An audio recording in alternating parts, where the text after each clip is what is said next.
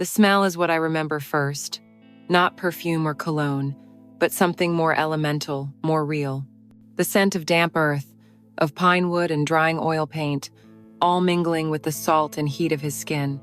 Rain was beating a frantic rhythm against the large studio window, a wild percussion to the desperate, hushed sounds of our own making.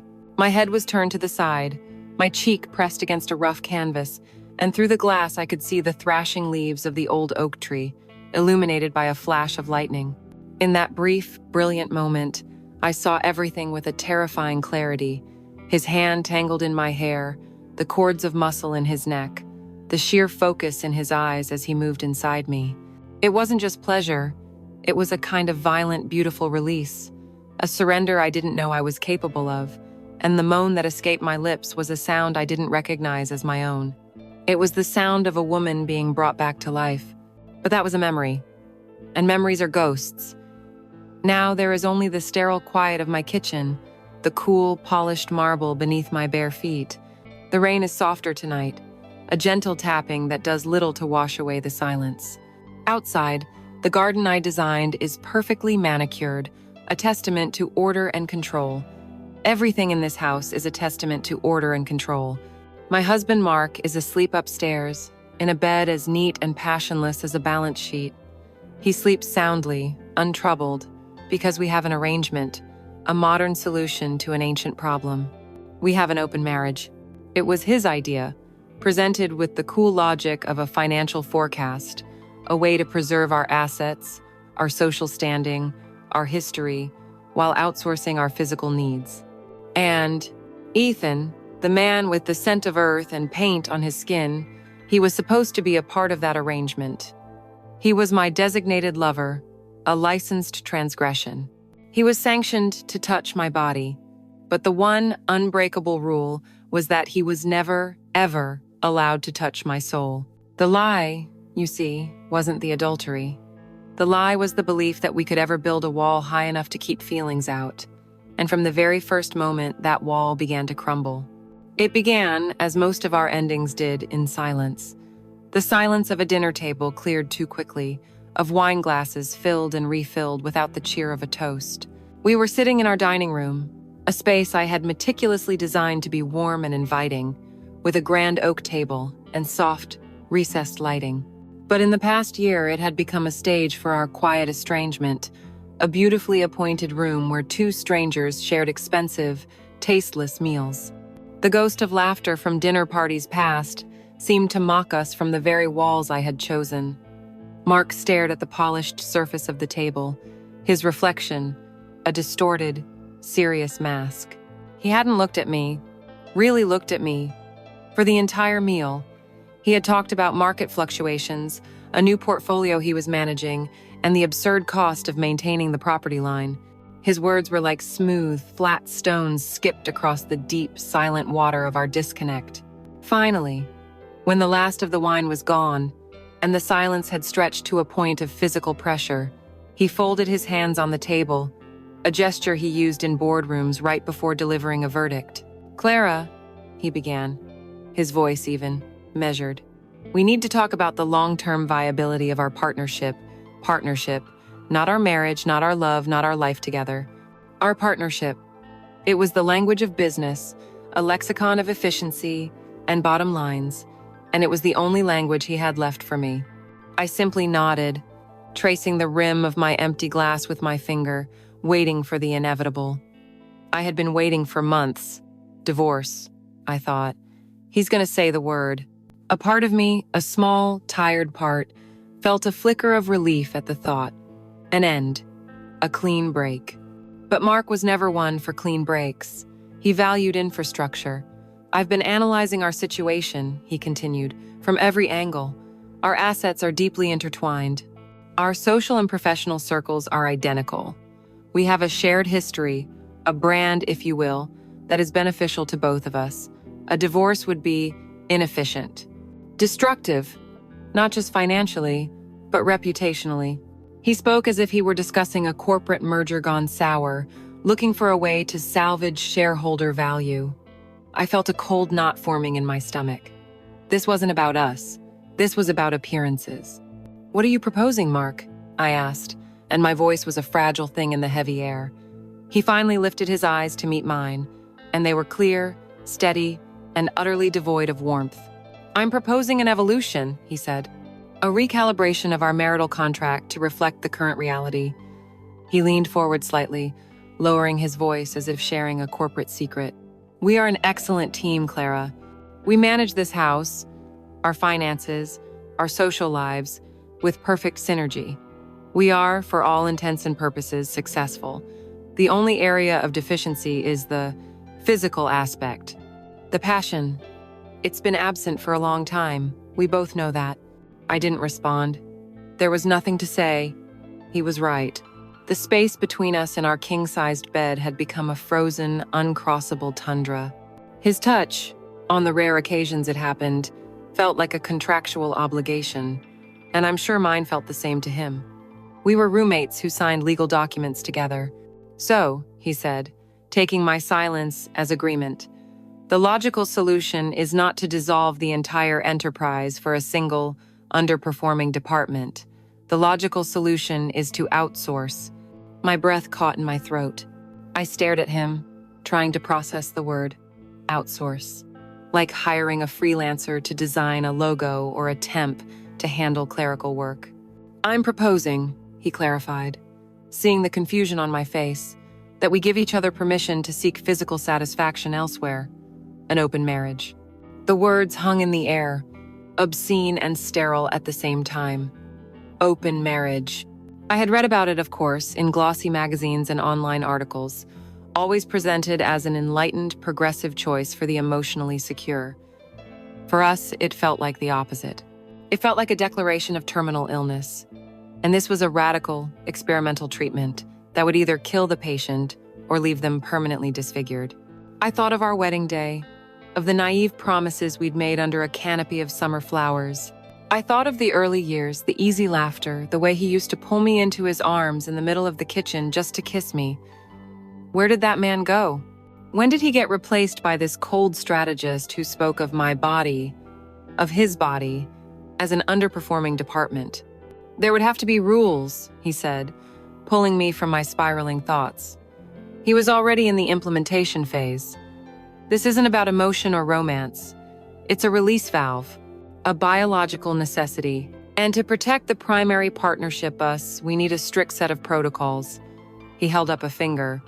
"Rule number 1, absolute discretion. No one can ever know.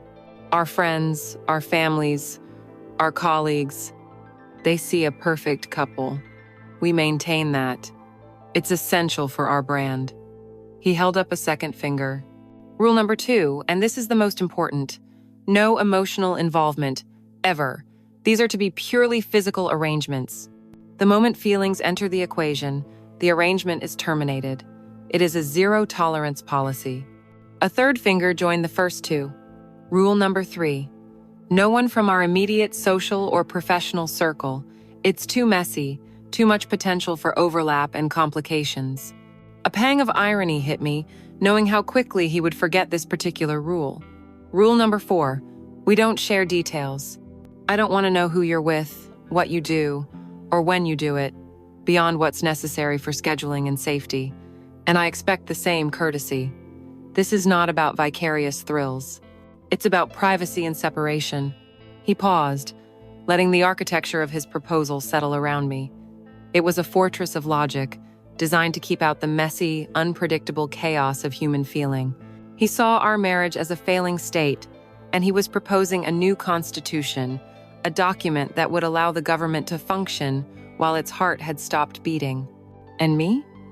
I was so starved for a touch that meant something, so profoundly lonely in my beautiful house, that his monstrous clinical proposal began to sound like a lifeline.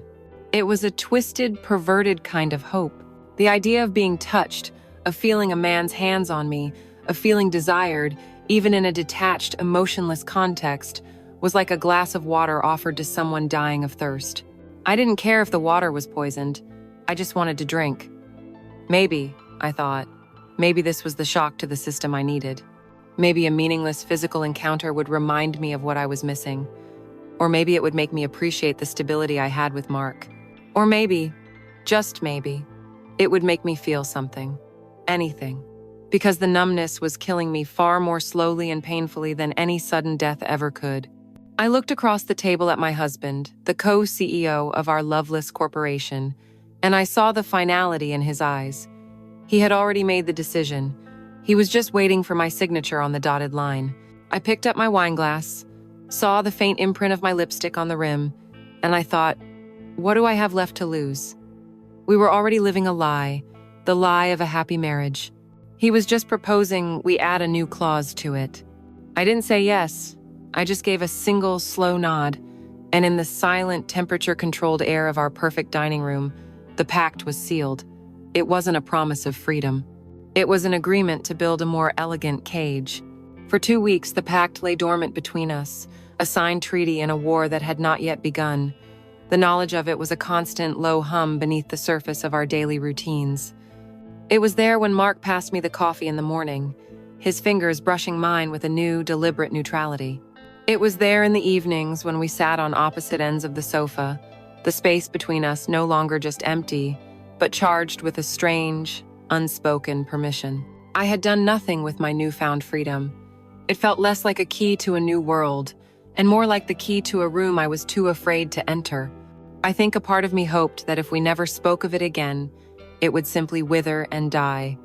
Another one of Mark's grand, logical ideas that failed to account for the simple, messy inertia of real life. But Mark was a man who saw plans through to completion. He approached our marriage the same way he approached a hostile takeover, with relentless, methodical execution. It was a Tuesday night. He was in his home office, a room of dark wood and brushed steel, and I had come in to ask him about a dinner invitation. He looked up from his screen, his face illuminated by the cold blue light of a stock ticker.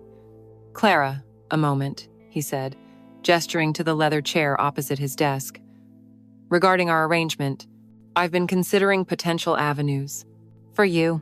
My stomach tightened. The abstract had suddenly become logistical. I sat down, my hands clasped in my lap like a nervous interviewee. "I didn't think we were supposed to be involved in each other's avenues," I said, the word feeling clumsy and ridiculous on my tongue. "Rule number 3, I reminded him gently. "No one from our circle?" "I recall the rule," he said, a dismissive wave of his hand. "This is an exception that proves the rule. I'm thinking of Ethan. Ethan Croy." He said the name, as if suggesting a reliable brand of tire. "The landscape architect." I stared at him. "Ethan, of course. The man who had redesigned the gardens at the country club, the man we'd hired for a consultation last year. He existed on the periphery of our world, close enough to be known, distant enough to be considered safe." Mark's hypocrisy was breathtaking in its pragmatism. He had broken his own cardinal rule within the first strategic move. "He's not in our immediate circle," Mark rationalized, already anticipating my objection. "He's a contractor, a vendor. It's a business relationship. More importantly, he's suitable. He's discreet, artistic, keeps to himself. From what I can gather, he's unattached. There's a certain melancholy about him. Men like that don't cause trouble. They're not looking for complications." As Mark continued to list Ethan's qualifications as if he were a racehorse being vetted for stud, my mind detached from the cold steel office and drifted back to a sweltering afternoon the previous summer. We were at the Underwood's annual garden party, a dreaded affair of forced smiles and competitive small talk. I remember the oppressive humidity, the scent of cut grass and expensive perfume, the cacophony of loud men boasting about their recent acquisitions. I had felt utterly invisible, a decorative accessory on my husband's arm.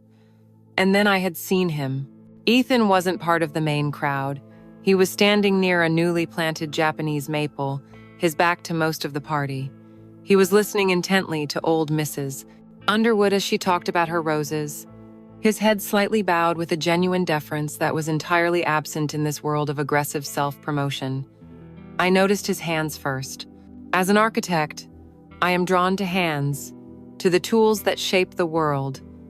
Mark's hands were smooth, manicured, the hands of a man who dealt in abstractions, in numbers on a screen. Ethan's hands were different. They were strong and tanned, with clean, short nails, but there was a faint line of dark earth etched into the creases of his knuckles, a permanent shadow that no amount of scrubbing could fully erase. They were the hands of a man who touched the world, who coaxed life from the soil. He was dressed simply, in a linen shirt that was slightly rumpled from the heat, and he seemed entirely unconcerned with the silent contest of wealth and status playing out around him. Later, I saw him alone, walking the perimeter of the lawn, a glass of iced tea in his hand. He wasn't networking or trying to impress anyone. He was simply looking. His gaze drifted over the slope of the land, the placement of a stone wall, the way the late afternoon light filtered through the leaves of a great copper beech. He saw the design, the structure, the soul of the place. He saw the world the way I did. Our eyes met, just for a moment, across the manicured expanse of the Underwood's lawn. It wasn't a flirtatious glance, not the predatory sweep that so many of Mark's colleagues gave me.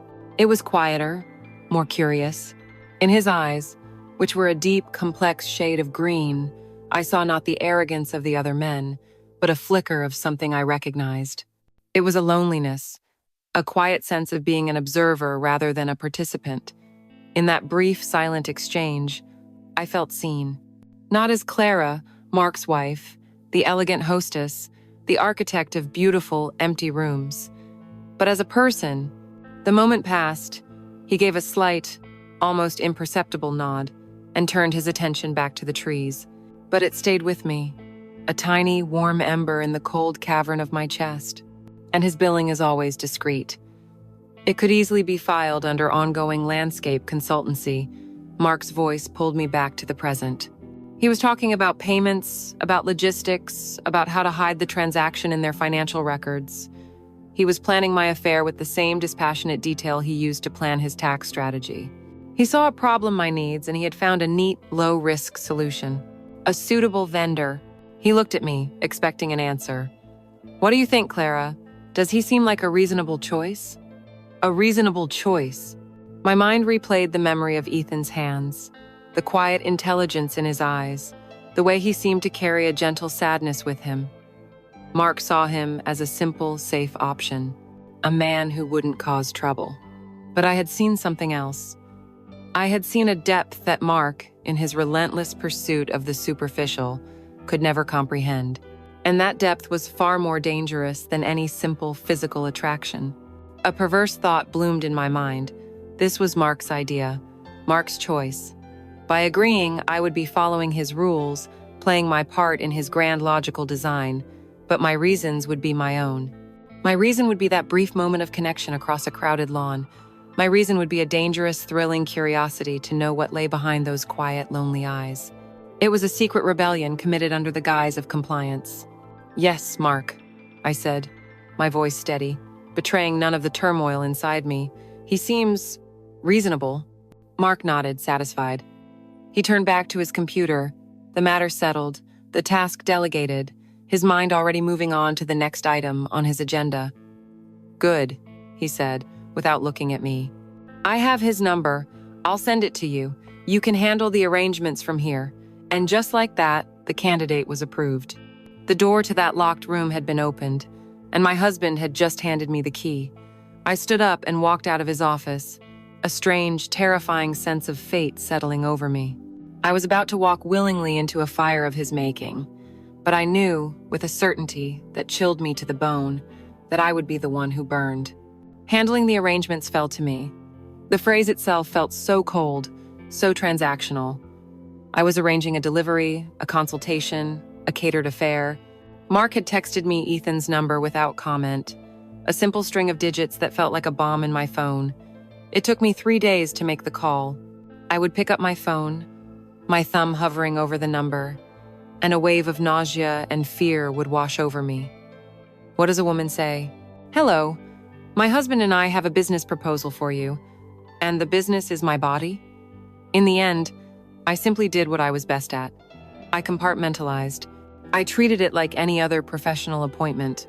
I called on a Tuesday morning, my voice crisp and formal, and when he answered, his voice a low, calm baritone, I almost lost my nerve. Ethan, this is Clara, Mark's wife, I said, the words feeling like foreign objects in my mouth. There was a pause on the other end, not a confused pause, but a thoughtful one. I wondered if Mark had given him some kind of preamble, a grotesque professional courtesy. "Clara," he said finally, his voice gentle. "It's nice to hear from you. We spoke in code, arranging a meeting for Thursday evening at the Asher, a boutique hotel downtown known for its discreet, elegant anonymity, a place where secrets could be bought and sold by the hour." I hung up the phone, my hand trembling. The arrangement was made. I spent Thursday in a state of suspended animation. I moved through my day, approving fabric swatches and consulting on blueprints, but I wasn't really there. I was a ghost in my own life, waiting for the clock to strike 7. I chose my clothes with a clinical detachment, a simple black silk dress that was expensive but not flashy. Underneath, my best lingerie, a set of black lace that no one, not even Mark, had seen. It was my secret armor, a way of feeling like I had some semblance of control in a situation where I had none.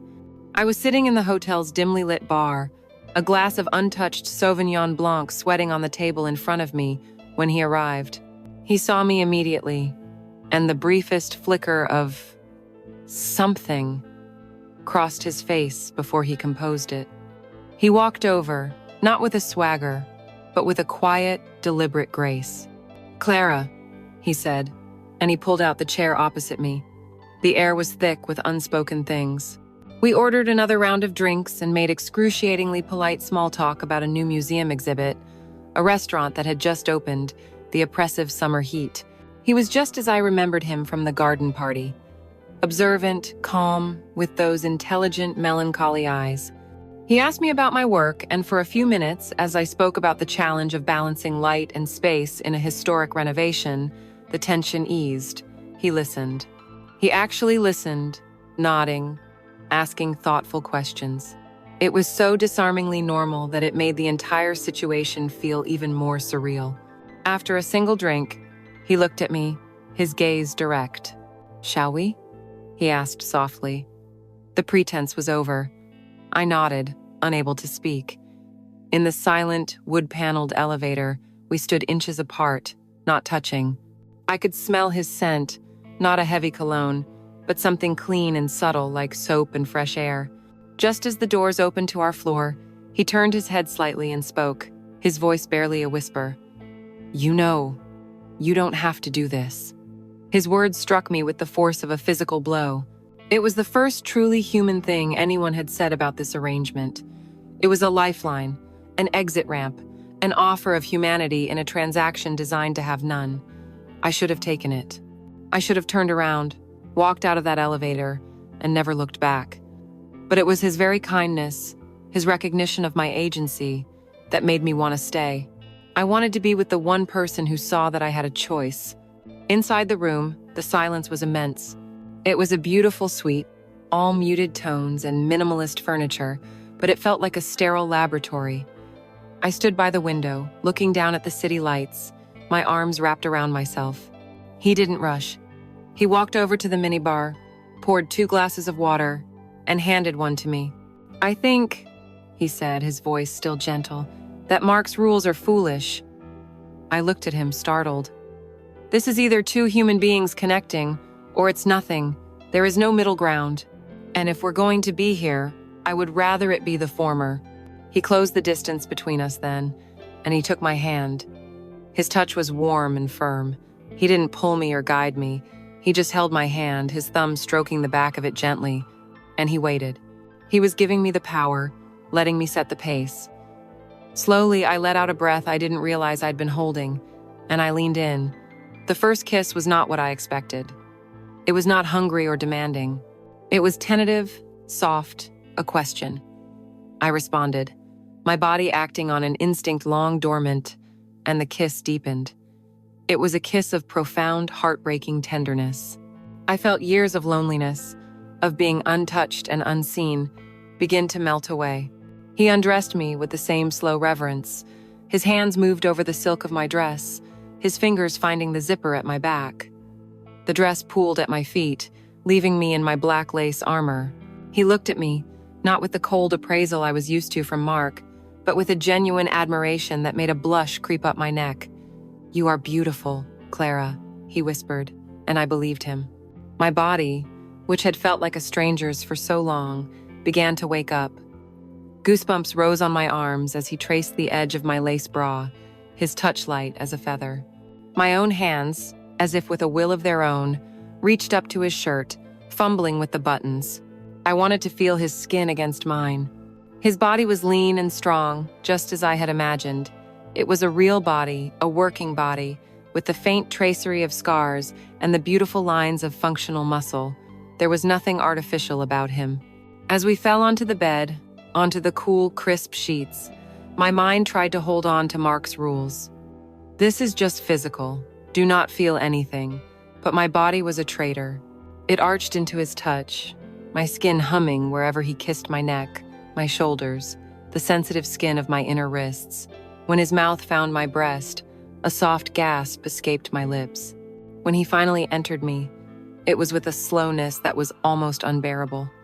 He watched my face, his green eyes locked on mine, searching for every flicker of emotion. The rhythm he started was languid, deep, and utterly consuming. My mind finally went quiet. There were no more rules, no more Mark, no more perfectly designed, empty rooms. There was only this room, this bed, this man. There was only the slick, wet sound of our bodies moving together, the soft sighs that escaped our lips, the growing tension that coiled low in my belly. He was making love to me. There was no other word for it. It was not the frantic, selfish act I had been conditioned to, nor was it the sterile, outsourced service I had agreed to. It was a true connection, a dialogue between two bodies that had recognized each other's loneliness. The pleasure built into a wave, higher and more powerful than anything I had felt in years, maybe ever. It was overwhelming, a total annihilation of the self I thought I knew. It crashed over me, and as my body convulsed, a single, involuntary sound was torn from my throat, a name that was both a prayer and a curse. Ethan. It echoed in the sudden silence of the room, a testament to my complete and utter failure to abide by the rules. I had not only felt something, I had given it a name. Lying there in the aftermath, my body trembling and slick with sweat, his weight a comforting presence on top of me, I felt a terrifying clarity. This wasn't an arrangement. This wasn't an exception. This was a beginning, and it was a beginning that would surely be the end of everything else. Waking up in my own bed felt like surfacing from a deep dive into another reality. The sheets were cool and crisp, smelling faintly of lavender from the laundry service, a scent of sterile domesticity. Beside me, Mark breathed in a slow, even rhythm, a metronome marking the steady, predictable passage of our life. The morning light, filtered through the expensive linen blinds, was soft and gray. Everything was exactly as it should be, and it had never felt more wrong. My body was a repository of secrets. A faint, pleasant ache lingered in my muscles, and I could still feel the phantom sensation of Ethan's hands on my skin, the memory of his weight on me. I lay perfectly still, my eyes open in the semi-darkness, replaying the night on a silent loop in my mind. The awkwardness in the bar, the kindness in his eyes, the slow, deliberate way he had unwrapped my defenses, both literal and figurative. And his name, my voice crying his name into the silence of the hotel room. A wave of heat washed over me, a mixture of shame and a lingering, undeniable pleasure. At breakfast, the disconnect was a physical presence at the table. Mark, already dressed in a perfectly pressed suit, was scrolling through financial news on his tablet. He glanced up as I sat down, a perfunctory nod. "Morning," he said, his eyes already returning to the screen. The air vibrated with the question he wasn't asking, the question I was dreading. He took a sip of his coffee. "So," he said, his tone casual, the way one might ask if a package had been delivered. "Was the meeting satisfactory? All protocols adhered to?" The clinical nature of his question made my skin crawl. He wasn't asking if I was okay. He wasn't even really asking if I had enjoyed it. He was asking if the transaction had been completed according to the terms of our agreement. I felt a surge of anger, so sharp and unexpected it almost made me gasp. He had no idea what he had unleashed. He had no idea of the rule I had broken in the most spectacular fashion, not just with my body, but with my voice, with that single, uttered name. "Yes, Mark," I said, my voice as level as I could make it. Everything went according to plan. It was the first of many new lies I would have to tell him, lies born from the greater lie we had agreed to live. He nodded, satisfied, and the conversation was over. He had received his status report. The department was performing as expected. I spent the day in a fog. I went to my studio, a beautiful, light-filled space I had designed for myself, but the work felt alien to me. I sat at my drafting table. A half-finished blueprint for a client's library spread before me, but the clean, rational lines seemed to mock me. My mind was filled with chaotic, beautiful, illicit images. I remembered the curve of Ethan's back, the way he'd brushed a stray strand of hair from my face, the intensity in his eyes just before he kissed me. These were not the memories of a simple physical release. They were the building blocks of something far more dangerous. I found myself doodling on a spare sheet of paper, not architectural shapes, but the pattern of the leaves on the Japanese maple at the Underwood's party, the slope of a man's shoulder. I felt feverish, distracted, my body humming with a nervous energy I didn't know what to do with. Late in the afternoon, as I was staring blankly at my computer screen, my phone buzzed on the desk beside me. I glanced at it, expecting an email from a contractor, and then I saw his name, Ethan. My heart didn't just beat faster. It slammed against my ribs, a frantic, trapped bird, a single, short line of text. It wasn't sexual. It wasn't even suggestive. It was something far more insidious. It simply said, "I saw the forecast mention that storm last night. I hope you made it home before it got too bad." I read it once, then twice, then a third time. It was a message of simple human concern, a question he had no right to ask, an interest he had no business showing. It was a direct violation of rule number 4, no details, no follow-up. And it was, without question, the kindest thing anyone had said to me all week. Mark had been in the same storm. He had been lying beside me when the thunder rattled the windows. He hadn't said a word. But Ethan, the stranger I was supposed to use as a tool, as an outsourced service, was thinking about whether I had gotten home safely. A slow, genuine smile spread across my face. It felt foreign, like a muscle I hadn't used in years. The warmth from that smile traveled through my entire body, a delicious, guilty heat. This was the second rule broken. No contact. I knew I should ignore it. I should delete the message and pretend it never happened. That was the logical, safe thing to do. That was what Mark would expect. But the urge to respond, to keep this tiny, fragile thread of connection alive, was overwhelming. My fingers trembled slightly as I typed a reply. I kept it simple, cautious, but it was a response nonetheless. I did. Thank you for asking. I hit send before I could second-guess myself, and then I waited. I was appalled at myself, at the giddy, teenage anticipation I felt as I stared at my phone. This was not part of the arrangement. This was something else entirely. This was a conversation. And a conversation was a form of intimacy far more profound than the sex we had shared. When he replied a few minutes later, my heart did another frantic leap. Good. It was a wild one. And that was it. The conversation was over, but it had happened. A secret bridge had been built between us, a bridge made of a few simple, caring words. That evening, Mark came home, kissed the air near my cheek, and talked about a deal that had closed. He asked what I had made for dinner. He didn't ask about my day. He didn't notice the faint blush that lingered on my cheeks, or the distracted, faraway look in my eyes. I was living in the same house, but I was inhabiting a different world, a secret world that contained a rainstorm, a hotel room, and the memory of a kind man's concern. Lying in bed that night, long after Mark's breathing had settled into its usual rhythm, I unlocked my phone and read our brief text exchange again. 2 rules broken in less than 24 hours. I had called out his name in a moment of passion, and I had answered his message in a moment of weakness. The pact Mark had designed was meant to be a fortress, but he had failed to account for the most basic human vulnerability. He had forgotten that a fortress with a lonely person inside isn't a fortress at all. It's a prison, and Ethan had just shown me the window. A week passed in a haze of restless anticipation.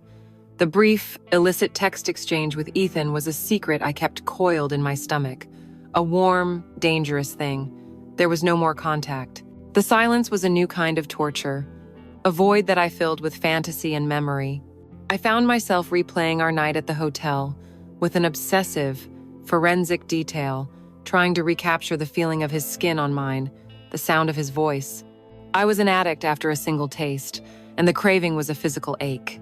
My life with Mark, with its predictable rhythms and polite emptiness, seemed more unbearable than ever. I started wearing my best lingerie every day, a secret promise to myself, a hopeful preparation for a meeting I had no reason to expect. On a hot, humid Saturday, I fled my silent house, the need for a distraction overwhelming me. I drove out to a sprawling garden nursery on the edge of the county, a place called Green Haven. It was a labyrinth of greenhouses and shaded aisles, smelling of damp soil, mulch, and blooming flowers. I told myself I was looking for inspiration for a client's rooftop garden, but I knew I was lying. I was drawn to his world. I was walking through the aisles, trailing my fingers over the waxy leaves of a ficus tree, when I heard it.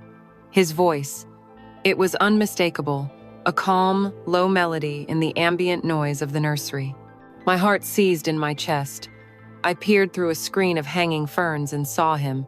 He was talking to an elderly woman, explaining the difference between two varieties of lavender, his hands gesturing with a gentle, patient expertise. He must have felt my eyes on him, because he turned his head and looked directly at me. The polite, professional smile he was giving the woman vanished, replaced by a look of profound, unguarded surprise. The world narrowed to the space between us. The other customers, the rustling leaves, the distant sound of the highway, it all faded away. The elderly woman said her thanks and shuffled off, leaving us alone in the aisle, the air thick with unspoken history. He walked towards me, and I felt rooted to the spot. "Clara," he said, his voice a little rough. "What are you doing here?" "Work." I lied, my voice breathy. "I'm looking for climbing roses for the Miller project." He smiled, a small, knowing smile that told me he saw right through my flimsy excuse. "The climbing roses are in greenhouse 4, he said, his eyes never leaving my face. "But the orchids in here are spectacular." We stood there for a long moment, the silence crackling with the energy that had been building for a week. The memory of his touch, his taste, was so vivid it felt like it was happening all over again. "I've thought about you," he said, his voice dropping to a near whisper. "Too much." "I know," I breathed. "Me too." The confession hung in the humid air, a shared sin. He reached out, not to touch me, but to brush a speck of dirt from the leaf of a philodendron next to my shoulder. His arm brushed against mine, and a jolt of pure electricity shot through me, so intense it made me gasp. In that moment, I knew that walking away was not an option. The hunger was too great, the craving too deep. The carefully constructed rules of Mark's game seemed like a joke, a naive fantasy from another lifetime. "My truck is in the back lot," he said, his voice low and urgent. It was not a question, it was a statement of what was about to happen. I simply nodded, my mind blank, my body humming with a single, overwhelming purpose. I followed him through the maze of aisles, my heart pounding a frantic rhythm against my ribs. His truck was parked at the far end of the dusty lot, away from the other cars, partially hidden by an overgrown hedge. It was an old Ford, a little beaten up, the bed filled with empty pots and bags of soil. It smelled of him, of earth and gasoline, and a faint, musky scent that was purely his own. The moment the passenger door clicked shut, sealing us in our own private, sun-baked world, the pretense of control vanished. He lunged across the console, his mouth finding mine in a kiss that was nothing like the tenderness of our first meeting. This was a kiss of raw, unrestrained hunger. It was savage, desperate, a collision of two people who had been starving. My hands were in his hair, pulling him closer, my fingers tangling in the thick strands. His hands were everywhere, sliding up my dress, his palms rough against the soft skin of my thighs. The sound of my dress tearing slightly as he pushed it up didn't matter. Nothing mattered but this. He fumbled with the clasp of his jeans, his breath coming in ragged gasps against my neck. There was no time for seduction, no need for it. My panties, the hopeful lace I had put on that morning, were already soaked, a testament to the instantaneous, shameless desire he provoked in me. He pulled me onto his lap, my back pressed against the steering wheel, my legs wrapped around his waist. The awkward, cramped space of the truck only amplified the urgency. His hard, insistent presence pressed against me, and I moved my hips, a silent, desperate plea. He entered me with a single, powerful thrust that stole the air from my lungs. A muffled cry escaped my lips, a sound of both pleasure and pain. This was not making love. This was a frantic, almost violent act of mutual possession. The world outside, with its sunshine and its Saturday shoppers, ceased to exist. Our world was the fogged-up windows of this truck, the sound of our ragged breathing, the slap of our skin, the rhythmic creaking of the old vehicle's suspension. I could feel the hard denim of his jeans under my thighs, the plastic of the steering wheel digging into my back. It was real, it was raw, it was exquisitely painful and overwhelmingly pleasurable. I looked into his eyes and saw my own desperation reflected there, a shared madness. My nails dug into the hard muscle of his shoulders as he drove into me again and again, each thrust deeper, more punishing, more perfect than the last.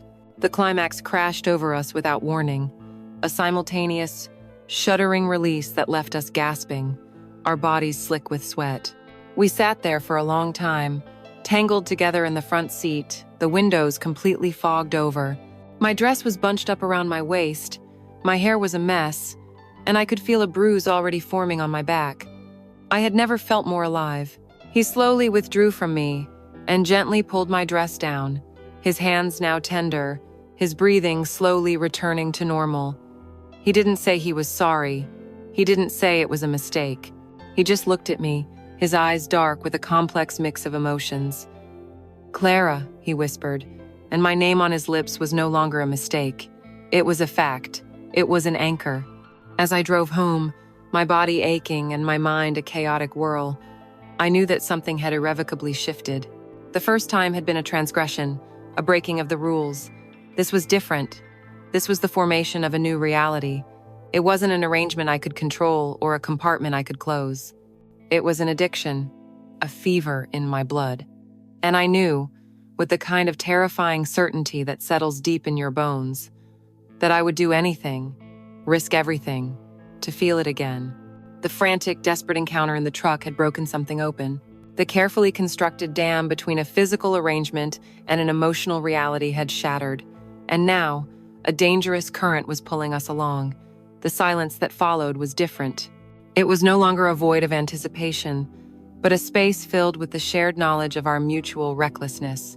The nature of our communication began to change, evolving from brief, logistical texts into something more.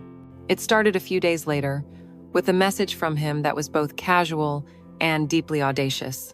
"I'm grabbing coffee at the Daily Grind on Elm Street. No reason you should be nearby, but I thought I'd mention it." It was an invitation disguised as an observation, a test of my courage. Meeting in a hotel room or a secluded parking lot was one thing. Sitting together in a public coffee shop, in the bright light of day, was a different level of transgression entirely. It was an act that mimicked normalcy, that pretended we were two ordinary people getting to know each other, and that made it infinitely more dangerous. I went. My heart was a frantic drum against my ribs as I walked in, the little bell over the door announcing my arrival, my surrender. He was sitting at a small table in the corner, a book open in front of him, though he wasn't reading it. He looked up as I entered, and a slow, relieved smile spread across his face. It was a smile that reached his eyes, crinkling the corners, and it made me feel both reckless and completely safe. The awkwardness I had anticipated never materialized. It felt, frighteningly, like the most natural thing in the world to be sitting across from him, a simple latte in my hands. We didn't talk about Mark. We didn't talk about the rules we had broken. Instead, he asked me about the first building I ever fell in love with. I told him about a crumbling old library in my hometown, with its high, arched windows and the smell of aging paper. He told me about the first garden he ever created, a small, chaotic patch of wildflowers behind his childhood home that his father had always threatened to mow. For the first time, I learned about the man, not just the body. He spoke of his marriage, not with bitterness, but with a deep, philosophical sadness. His ex-wife, he explained, had been a lawyer, a brilliant, ambitious woman who saw life as a series of goals to be achieved. She was a wonderful person, he said, stirring his coffee, his gaze distant. But we spoke different languages. She wanted to conquer the world. I just wanted to understand a small piece of it. She saw my work, my hands in the dirt, as a charming hobby, not a calling. The more successful she became, the more my quiet world seemed like a reproach to her. We didn't end in a storm of anger. We just eroded. We became two strangers, living in a beautiful house that neither of us felt at home in. Every word he spoke was a stone cast into the deep well of my own experience. A beautiful house you don't feel at home in. A partner who sees your passion as a charming but unserious hobby. He was narrating the last decade of my life.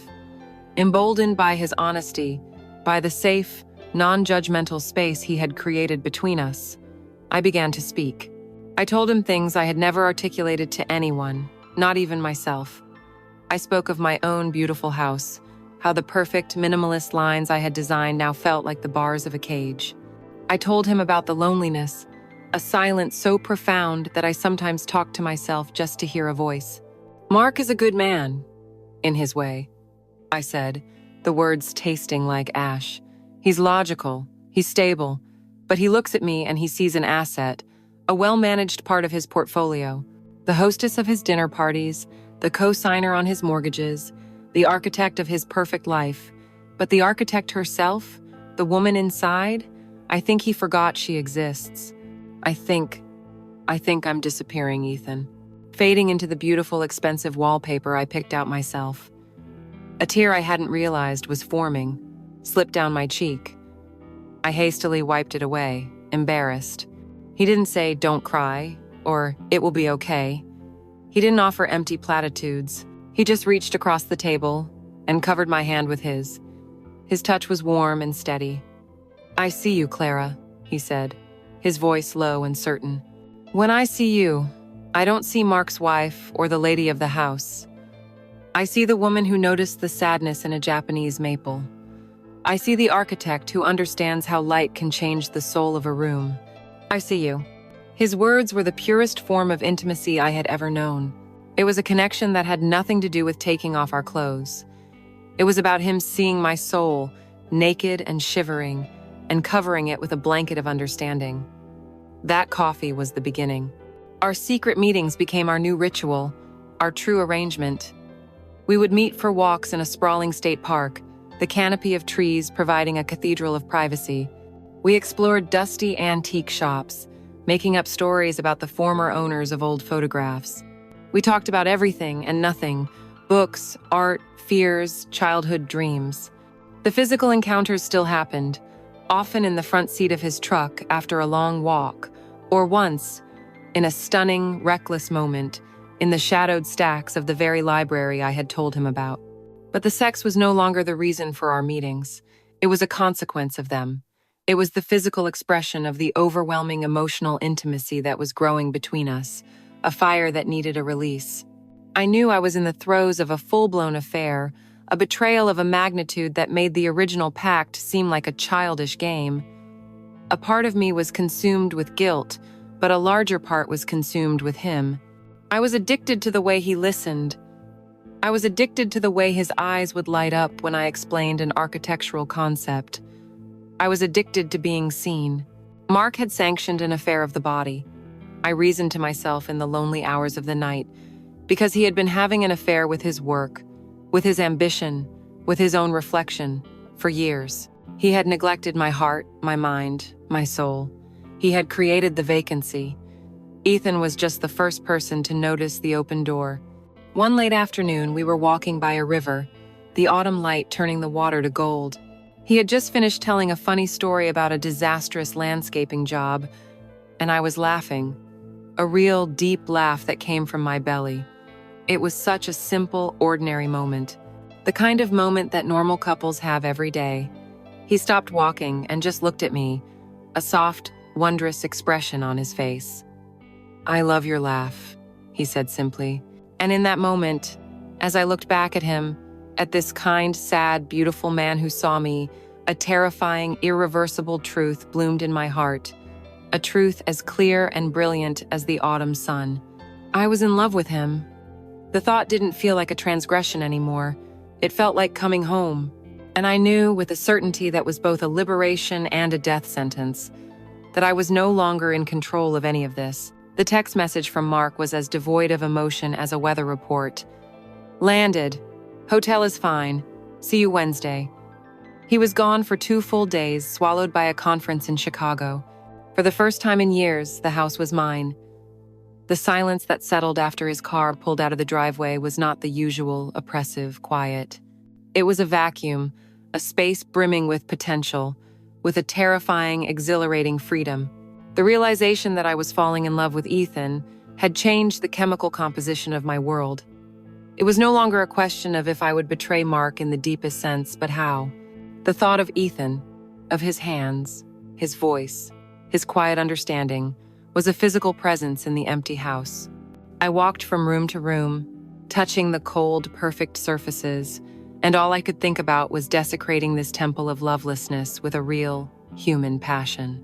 The impulse was irresistible. It rose up in me like a fever, a need so profound it erased all caution. I picked up my phone, my fingers steady, my heart hammering. I called him. When he answered, I didn't waste time with pleasantries. "He's gone," I said, my voice low and shaky. "Come over." There was a pause on the line, and in that brief silence, I felt the full weight of what I was asking. I was inviting him across the final, most sacred threshold into my home. Into Mark's home. "I'm on my way," he said, and hung up. Waiting for him was the longest 30 minutes of my life.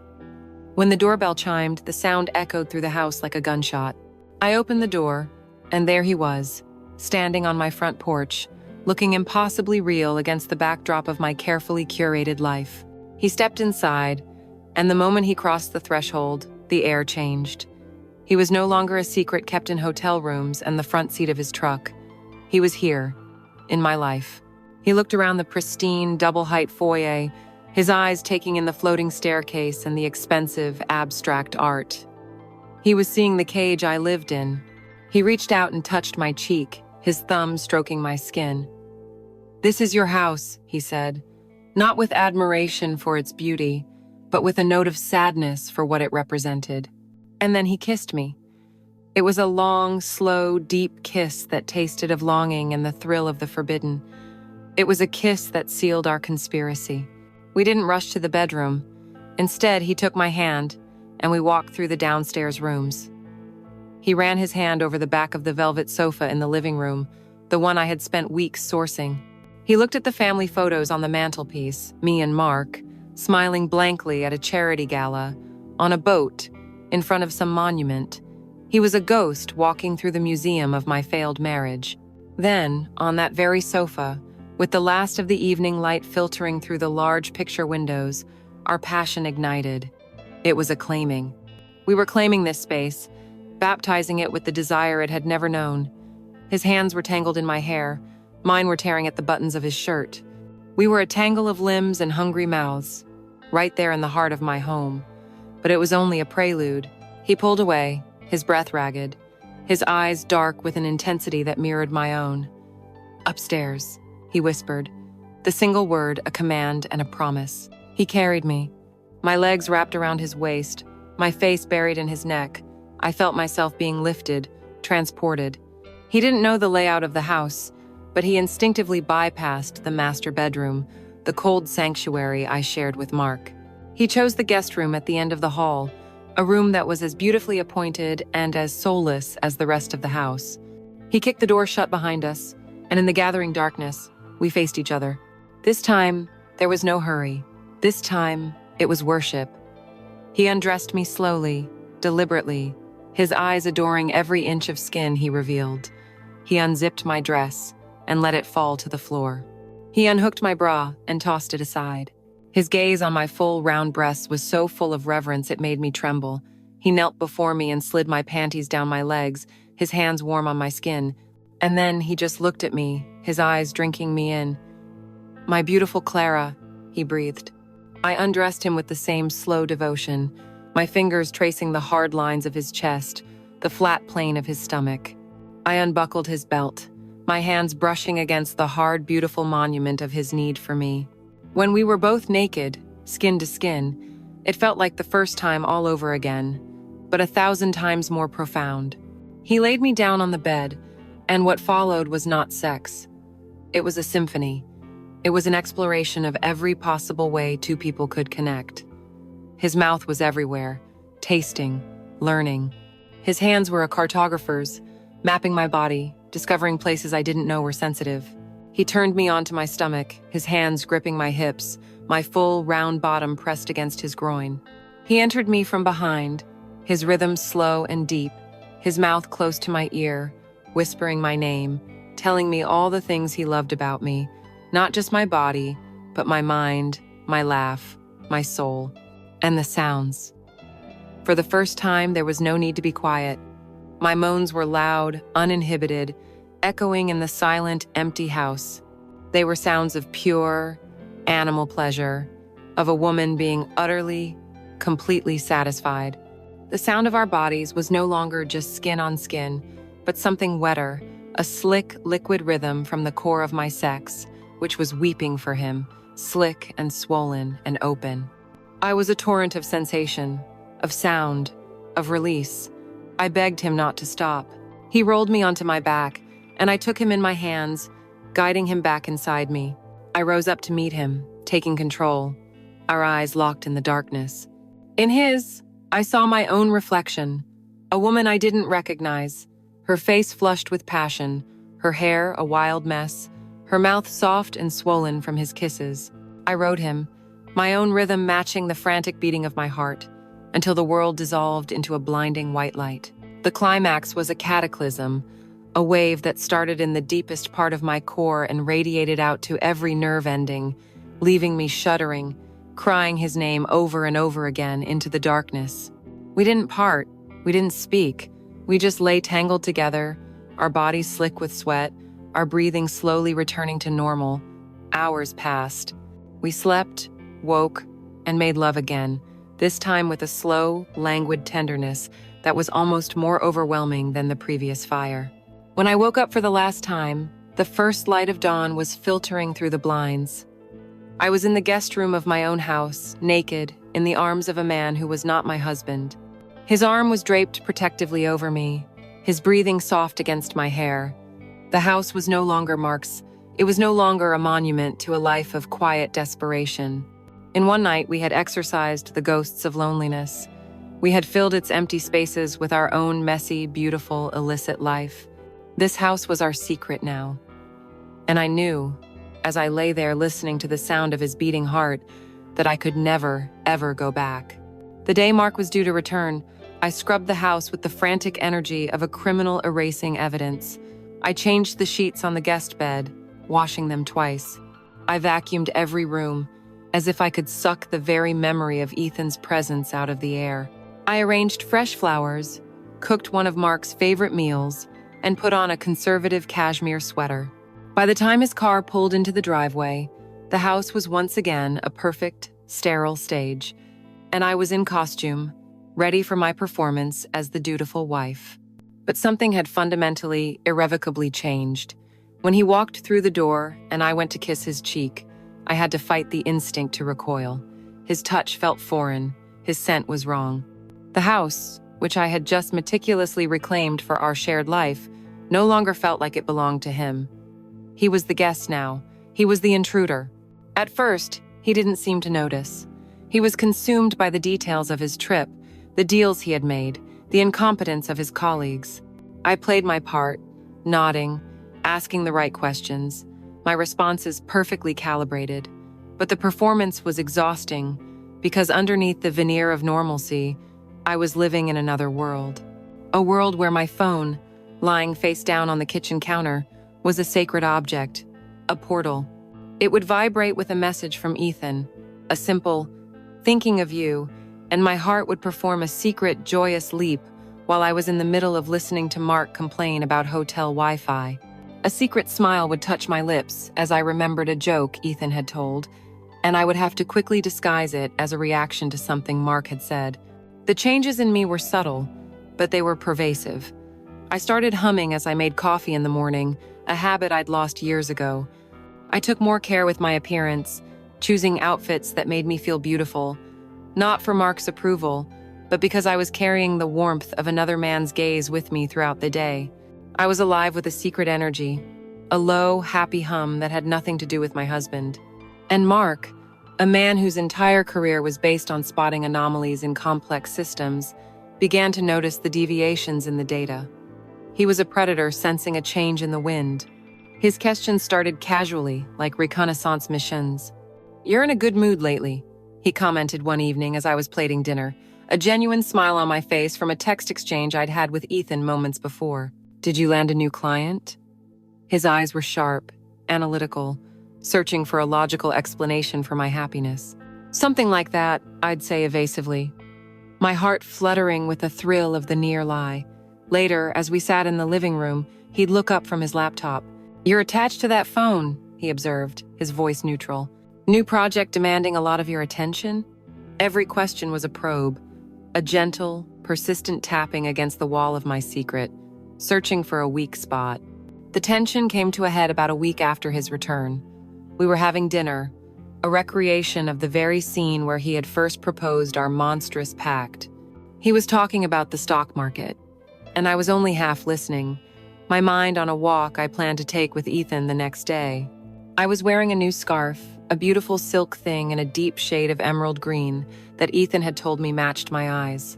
It had been an impulsive purchase, a small totem of my new life.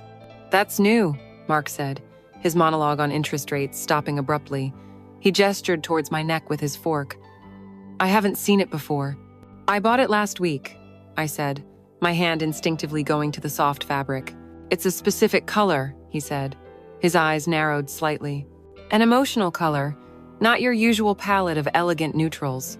"I felt like a change," I replied, my voice tighter than I wanted. He put his fork down and folded his hands, the same gesture he had used in the boardroom, in his office. My blood ran cold. "You've changed, Clara," he stated. It wasn't an accusation. It was a finding, a conclusion drawn from his weeks of observation. "Since I got back from Chicago, you're distracted, but you're also buoyant. It's a contradiction." The arrangement was designed as a release valve, a way to manage a physical deficit. It was not intended to be a source of joy. Your joy was supposed to remain an asset of this partnership. The sheer audacity of his statement, the cold corporate language he used to describe my emotions, ignited a spark of defiance in me. "So, happiness is against the rules now, Mark?" I asked, my voice dangerously quiet. "Is there a clause in our agreement that I missed? One that stipulates my emotional state must remain at a steady, manageable level of quiet despair?" His eyes hardened. The primary rule, the only rule that truly mattered, was no emotional involvement. You look at me, but you don't see me. You're here, but you're 1,000 miles away. You smile, but I am not the source of that smile. The integrity of the primary partnership has been compromised. The variable we sought to control has metastasized. I felt the confession rising in my throat like bile. The urge to scream it all at him. Yes, I broke the rule. I fell in love with a man who sees me, who listens to me, who makes me feel alive. A man who is everything you are not. Was so powerful. I had to grip the edge of the table to keep from exploding. I wanted to burn it all down. This whole charade, this beautiful empty house, this lie of a marriage. But then I thought of Ethan. A confession wouldn't just destroy my life. It would destroy his. Mark would see him as a rival, a threat to be neutralized. I wouldn't expose him to Mark's cold, methodical wrath. I took a deep breath, forcing the inferno inside me down. "I don't know what you're talking about," I said, the lie feeling flimsy and pathetic. "I'm the same as I've always been. Maybe you're the one who has changed." He knew I was lying. I knew he knew. He stared at me for a long time, his face an unreadable mask of cold fury, and, beneath it, something I hadn't seen in years, a flicker of real human pain. He had lost control of his most valuable asset. The conversation was over. He pushed his chair back, stood up, and left the room without another word. The silence he left behind 1,000 times heavier and more menacing than before. I sat alone at the dining table, surrounded by the remnants of our perfect meal, my beautiful new scarf feeling like a noose around my neck. The thrill of my secret love was still there, but for the first time, it was eclipsed by the cold shadow of fear. The unraveling had begun. He didn't know the specifics, not yet. But he knew the one thing he needed to know. He knew he had lost me. The days following our tense dinner were a masterclass in psychological warfare. The house became a cold, silent battlefield. We moved around each other with a dreadful, choreographed politeness, like two diplomats from enemy nations forced to share an embassy. Mark's silence was the most unnerving part. It was not a passive absence of sound. It was an active, watchful, predatory silence. I could feel his eyes on me when my back was turned. I knew he was observing my every move, every sigh, every glance at my phone, filing it all away as evidence. I tried to be more careful, to sever my text conversations with Ethan, to force a placid, neutral expression onto my face. But it was like trying to contain a supernova. The love and life Ethan had awakened in me radiated from my very pores, and trying to hide it felt like trying to hide the sun. I felt a growing resentment. I was the one on trial for the crime of feeling something, anything, in the emotional desert he had created. The confrontation, when it came, was not a crime of passion. It was a premeditated execution. I had been out for a walk where I had secretly met Ethan for a stolen, anxious 10 minutes in the park, a brief hand squeeze that was meant to last me for days. When I returned, I knew something was wrong the moment I stepped inside. The air was heavy, static. I found Mark in my studio, my private space, a room he never entered, filled with my books, my sketches, my half-finished models. He was standing by my bookshelf, his back to me, perfectly still. On the drafting table in the center of the room, placed with the precision of a prosecutor presenting Exhibit A, was a single object. It was the book Ethan had given me, a beautiful, rare edition on the philosophy of Japanese garden design. He turned to face me, and his face was terrifyingly calm. All the cold fury he had been suppressing was now focused into a laser point of icy control. He didn't raise his voice. He didn't have to. "I was looking for a receipt for the tax files," he said, his voice a low, chilling monotone. "And I came across this. An interesting acquisition. There's an inscription." He picked up the book and opened it. He read the words aloud as if they were a death sentence. "For the architect of beautiful spaces. E." My blood turned to ice. My first instinct was to lie, to grasp for a plausible explanation. "It's from a colleague," I started, my voice thin. "An old mentor." "Stop," he said. The single word was a physical blow. "Do not insult my intelligence. Clara, you're a terrible liar. Your heart is pounding so loudly I can probably hear it from here. The E is for Ethan, isn't it?" He didn't need me to answer. He knew. He tossed the book onto the table, where it landed with a soft, damning thud. "This," he said, tapping the cover, "is a flagrant violation of the terms. Rule number 2, no emotional involvement. A gift of this nature, this personal, this thoughtful, is the very definition of emotional involvement." He began to pace the room slowly, like a lawyer making his closing argument to a jury he already owned. "I have been reviewing the data of the last few weeks. The excessive phone usage, the unexplained smiles, the general aura of contentment. It all points to a catastrophic systems failure. I sanctioned a physical release.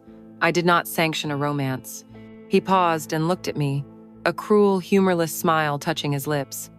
"Do you think I have been idle, Clara? Do you think I haven't upheld my end of this agreement with the professionalism it requires?" My mind went blank. I had been so consumed with my own affair, I had never even stopped to consider his. "I, too, have a partner," he said, his voice conversational as if discussing a vendor. Her name is Amanda. She's in marketing. I see her twice a month on a Thursday. It's on my calendar as strategic planning session. It's efficient, it's predictable, and it's utterly meaningless. It serves its biological function, and then it is forgotten. There are no books of poetry. There are no thoughtful gifts. There is no discussion of our childhoods. It is a clean, simple transaction. That, Clara, is what an open marriage is. It is the agreement you and I made. The cold, clinical cruelty of his confession knocked the air out of my lungs. It was never about freedom or exploration for him. It was about logistics. It was about outsourcing a chore. He hadn't just had an affair, he had optimized it. The lie of our sophisticated modern arrangement was laid bare. It was never a pact between equals. It was a license for him to do as he pleased without consequence, and a cage for me, with rules designed to ensure I never found the one thing he couldn't give me, a human connection. You broke the pact from the very beginning, he continued, his voice dropping lower. The sex, I don't care about. I authorized that. But you gave him things that were not yours to give. You gave him your time, your thoughts, your laughter. Assets that belong to this partnership. You stole from me, Clara. You embezzled happiness from this marriage to fund a startup romance with another man. You let him into this house. You let him into my life. That is the betrayal. All my defenses crumbled. All the lies, the justifications, the secret rebellions, they all turned to dust in the face of his devastating logical indictment. There was nothing left to say, nothing left to hide behind. I looked at this man who I had spent more than a decade of my life with, this stranger with the cold eyes of a chairman of the board, and I felt a profound, bottomless pity for him. He had built a fortress of logic and rules to protect himself from the messy chaos of human emotion, and he couldn't understand why I had chosen to live outside its walls. I finally found my voice, but it was not the voice of a guilty wife. It was the quiet, tired voice of a woman stating a simple, unavoidable truth. There was nothing left to steal, Mark, I said. The partnership was insolvent. The assets were gone long before Ethan ever came into the picture. You can't embezzle from a bankrupt company. You can only salvage what you can from the wreckage. He stared at me, his mask of cold control finally cracking, revealing the raw, wounded pride beneath. I had not only broken his rules, I had revealed the fatal flaw in his entire system. The open marriage wasn't a lie because I had fallen in love. It was a lie because it was never open to begin with. It was just a more elaborate prison, and I had finally found the courage to pick the lock. He stood there for a long moment, the silent, angry victor in a war he had just realized he'd already lost. Then, without another word, he turned and walked out of the room, leaving me alone with the evidence of my crime, the beautiful book that was the tombstone of my marriage. The confrontation did not clear the air, it poisoned it. The house became a mausoleum where two ghosts glided past each other, the silence between them thick with the ghosts of things said and unsaid. The lie was dead, but in its place grew something worse, a cold, brutal clarity. We were no longer partners in a loveless marriage. We were adversaries in a hostile negotiation, and the primary asset being divided was my life. After 2 days of this suffocating silence, Mark convened a final meeting. As always, it was at the dining room table, the polished oak surface that had become the stage for our entire tragedy. He didn't look angry anymore. He looked like a CEO chairing a meeting about a catastrophic corporate failure, focused only on damage control and the path forward. "Clara," he began, his hands steepled in front of him. "The partnership, in its current form, is untenable. We have two options. Option A is a full dissolution. We engage lawyers, we divide the assets. It will be public, it will be messy, and it will be financially devastating for both of us. Our brand will be irrevocably damaged." He paused, letting the weight of his words sink in. Option B is a controlled restructuring, a final attempt to salvage the enterprise. He slid a single sheet of paper across the table towards me. It was a list. My blood ran cold as I read his neatly typed bullet points. 1. Immediate and permanent cessation of all contact with the third party, E. Croy. 2. Full access to all communication devices, phone, email, for a probationary period of 6 months. 3. Mandatory attendance at weekly marital counseling sessions to redefine and reinforce partnership protocols. 4. A moratorium on all non-essential social engagements for 3 months to focus on rebuilding brand integrity. It was not a plea for me to stay. It was a list of terms for my unconditional surrender. He was offering me a return to my life, to this house, to our wealth and status, but the price was my soul. The cage was being offered to me again, this time with new, reinforced locks and a shorter chain. "You have 48 hours to decide," he said, his voice flat. "Choose wisely." My mind was screaming. I felt like I couldn't breathe in that house another second. I made an excuse a fictional appointment with a supplier and fled. I drove, not to my studio, but to the park where Ethan and I had walked. I texted him, a simple, desperate message. "Meet me. Our bench." He was there in 15 minutes, his face etched with worry as he saw the look on mine. We sat on the cold iron bench, surrounded by the falling autumn leaves, and I told him everything. I told him about the book, the confrontation, Mark's cold transactional confession of his own affair, and I told him about the ultimatum, the list of terms. He listened, his hand covering mine, his warmth a small anchor in my swirling vortex of panic. He didn't get angry. He didn't tell me what to do. When I finished, he was silent for a long time, his gaze fixed on the gray river. Then he turned to me, his eyes filled with a sad, fierce love. "He's offering you a prison, Clara," he said softly. "A beautiful, comfortable, well-furnished prison, but it's still a prison." He took both of my hands in his. "I can't offer you what he can. I can't give you this life. I have a small apartment that always smells a little of paint thinner.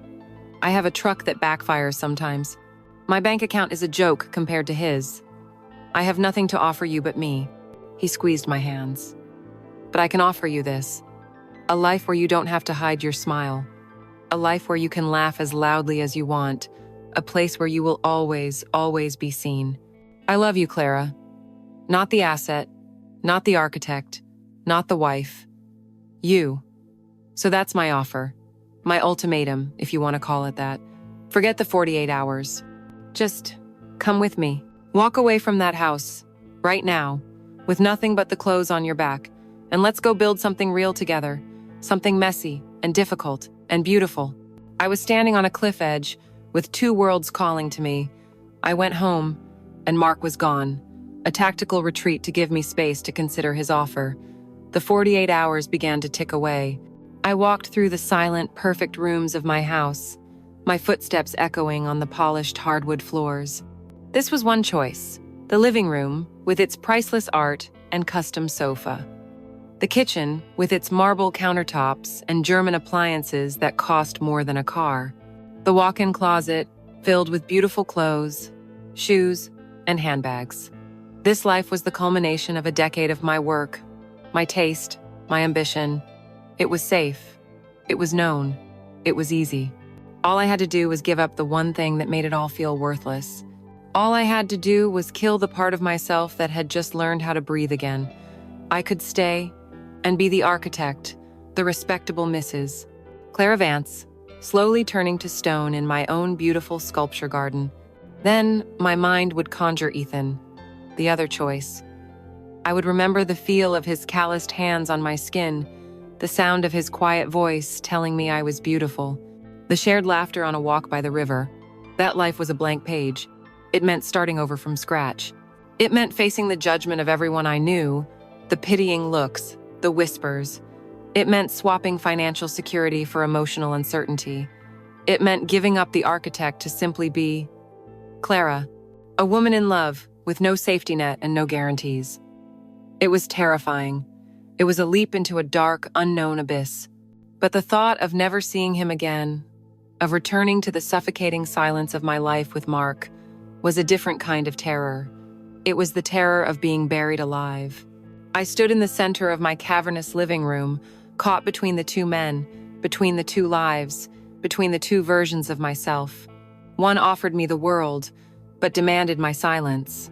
The other offered me nothing but a voice, and demanded my courage. The weight of the choice was a physical thing, pressing down on my chest, making it hard to breathe.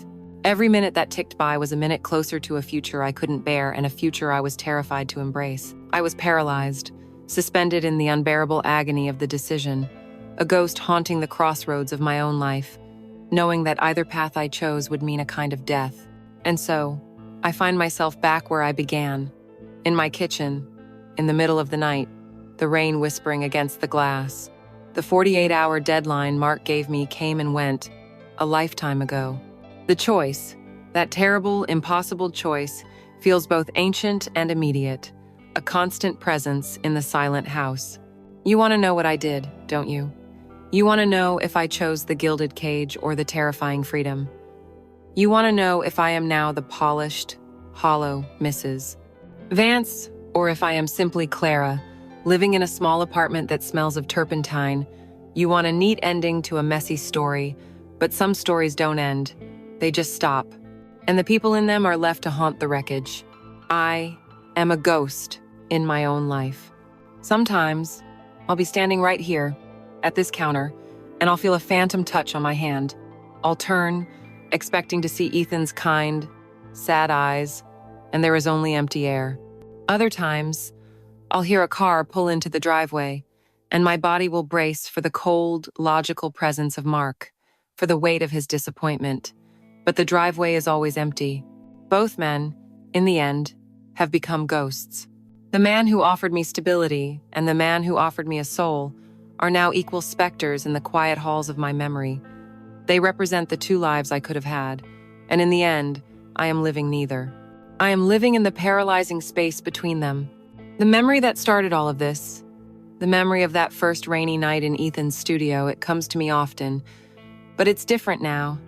It's no longer a simple, hot memory of passion. It's been corrupted by everything that came after. I can still smell the damp earth and the oil paint, but now it's mixed with the scent of loss.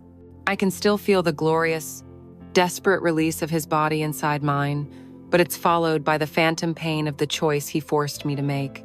That moment was not the beginning of my awakening. It was the moment my life split into two irreconcilable paths. It was the beginning of my haunting. I found a connection so powerful it blew my world apart, and I am left holding the pieces, wondering if it is better to have loved and lost than to have never loved at all. The poets would say yes, but the poets don't have to live in the silence that follows. Our open marriage was a lie, but not for the reason Mark thought. The lie wasn't the adultery. The lie was the arrogant belief that a human heart can be managed like a corporate asset. The lie was the idea that you can build a rule book for desire, a fortress to keep out the beautiful, messy, devastating chaos of feeling.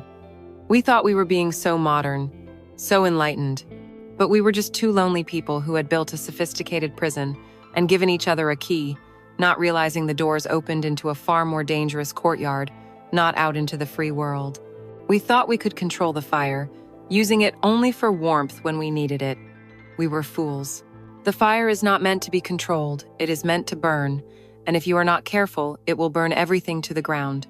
So here I am, in the aftermath, a survivor of a fire of my own making. I am no longer the woman who sleepwalked through her life, and I am not the woman who ran away with her lover. I am something else, a new person forged in the space between regret and longing. I have learned that the opposite of love is not hate. It is the sterile, orderly silence that I once called my life. And I have learned that some choices are so monumental that they break you. They don't make you stronger. They simply leave you shattered, and you have to learn how to live as a mosaic of who you used to be and who you might have become. The rain has stopped now. The night is quiet, and the only question that remains is the one I ask myself every single day. We tell ourselves we are choosing a life, or a person, or a path. But what if we are only ever choosing the lie we can live with most easily? And what do you do when you discover you can no longer live with any of them?